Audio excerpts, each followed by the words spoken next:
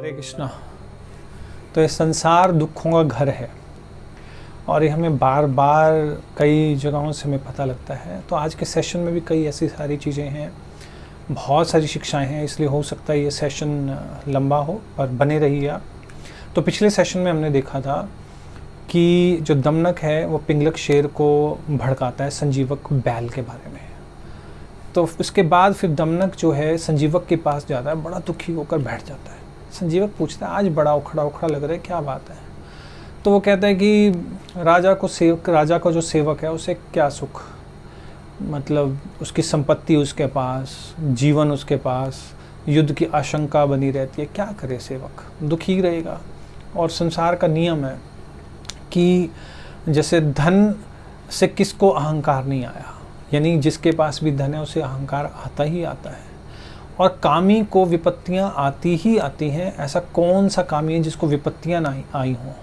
इसका मतलब ये हुआ कि जो जितनी ज़्यादा इच्छाएं रखेगा, स्त्री भोग करेगा या इस संसार में भोग की इच्छा करेगा, उसे उतनी ही विपत्तियां आएंगी। और स्त्रियों ने किसका मन नहीं दिखाया? कहने का मतलब स्त्रियों ने भी पुरुषों का जो मन है हमेशा अपनी ओर आकर्षित किया ही किया है। और राजा को कौन प्यारा होता है? अर्थात उसे कोई प्यारा नहीं होता। जैसे ही उसका स्वार्थ पूरा होता है, राजा को उससे कोई मतलब नहीं रहता।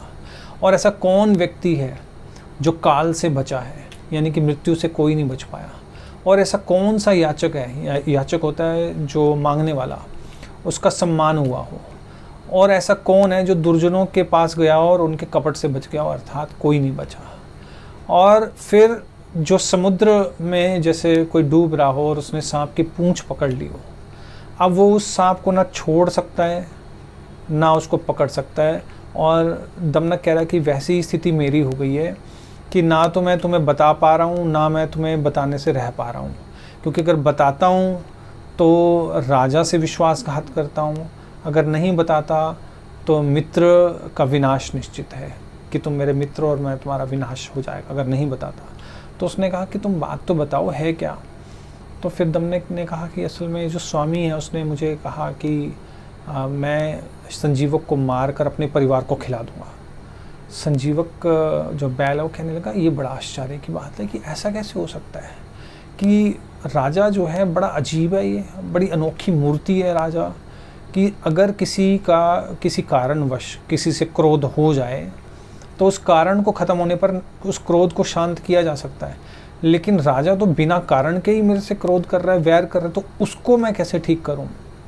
और फिर दमनक ने कहा कि असल में ये जो संसार है वो दुष्टों से भरा पड़ा है और दुष्टों को कितने ही उपकार कर दो उनके ऊपर, वो कभी उसको नहीं मानते, और मूर्खों को कितने उपदेश तो वो समझते नहीं हैं। और इस संसार में जैसे चंदन का जो वृक्ष है उस पर सर्प लिपटे रहते हैं, और अगर अब पानी में जो कमल के फूल हैं उसमें भी मगरमच्छ रहते हैं, और राजा जो भोग विषयों में पड़ा होता है वो भी दुर्जनों से घिरा रहता है। और इस संसार के जो सुख हैं वो अनेक प्रकार के विघ्नों से घिरे हुए हैं।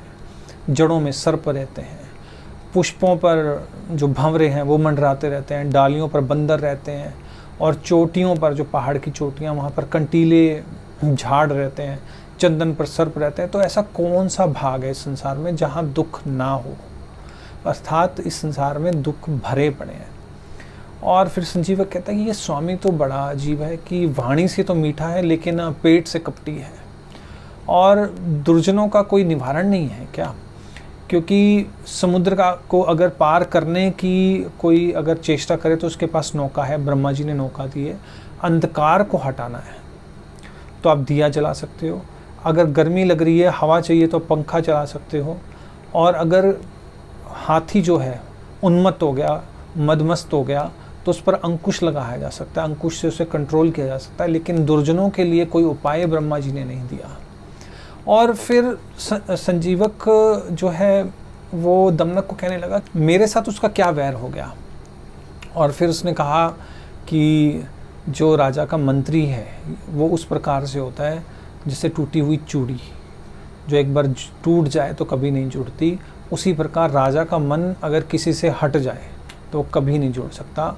और फिर संजीवक प्रण लेता है कि मैं उससे माफ़ी नहीं मांगूंगा, इससे बेहतर है कि मैं लड़ाई में मरूं, क्योंकि अगर मैंने उसे मार दिया तब भी मैं यहाँ का राजा हूँ, अगर मैं उससे मर गया लड़ाई में तब मुझे स्वर्ग मिलेगा।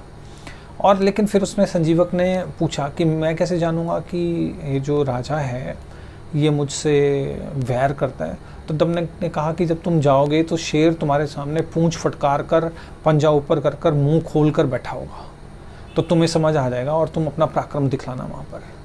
तो फिर उसके बाद दमनक जो है पिंगलक के पास जाता है। तो उसने कहा महाराज वह दुष्ट आ रहा है, तो आप थोड़ा संभल कर बैठिए। तो उसने वो पोजीशन दिलवा दी जो उसने संजीवक को बताई थी। तो शेर जो है बिल्कुल राजा की तरह बैठा, अब जैसे पहले की तरह मित्रता की तरह नहीं बैठा, पंजा ऊपर करके, और शेर फटकार जो पूंछ थी अपनी फटकार कर बैठा हुआ था, मुंह खोल कर गुस्से में। और ये जो संजीवक है इसको भी दमनक ने भड़का दिया था कि तुम्हें अगर इस प्रकार दिखाए तुम अपने सींग दिखाना। तो दोनों में लड़ाई हो गई और फिर जो पिंगलक शेर है उसने संजीवक बैल को मार दिया। और बाद में बड़ा दुखी हुआ पिंगलक, उसने कहा कि मैंने अपने एक गुणवान सेवक को मार दिया और मुझे ऐसा नहीं करना चाहिए था, क्योंकि भूमि मिल जाती है लेकिन गुणवान सेवक नहीं मिलता। तो यहाँ दमनक कहता है कि आप कि कैसी बात कर रहे हो, किस बात का पछतावा है? धर्म अर्थ काम और मोक्ष का जिसे सार मिल जाता है उसे इस प्रकार का पछतावा नहीं करना चाहिए, क्योंकि क्षमा करने वाले जो होते हैं वो तो अपने हाथ पर रखे हुए भोजन को भी नहीं खा सकते। और क्षमा एक राजा का काम नहीं है इस प्रकार का, वो तो ब्राह्मणों का काम है। और वैसे भी जो संपत्ति चाहे उसे तो मार देना चाहिए, ये एक साधु का काम है क्षमा करना, एक राजा का काम तो दंड देना है। क्योंकि अत्यंत जो दयालु राजा है, लोभी ब्राह्मण है, या जो स्त्री किसी के वश में नहीं है, और बुरे स्वभाव वाला सहायक, और पलटकर जवाब देने वाला नौकर, और असावधान अधिकारी, और पराये उपकार को ना मानने वाला, इन सातों को त्याग देना चाहिए। तो यहाँ पर पंचतंत्र के जो 2 खंड हैं 5 खंडों में से समाप्त हो गए हैं। कल से हम लोग या अगले सेशन से हम एक नया खंड शुरू करेंगे नई कहानी के साथ। Thank you. हरे कृष्ण। श्रील प्रभुपाद की जय।